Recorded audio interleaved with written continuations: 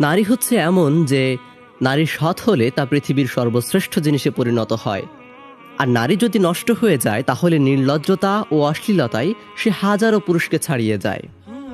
পবিত্র কোরআন মাজিদে নারীদের ধোঁকা ও মন্ত্রণাকে বড় শক্তিশালী বলা হয়েছে।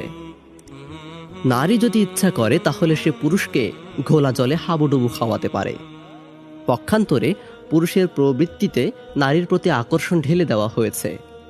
পুরুষের মন নারী থেকে কখনো বৃদ্ধ হয় না, তাই পরস্পরকে পরস্পর থেকে পৃথক রাখা জরুরি।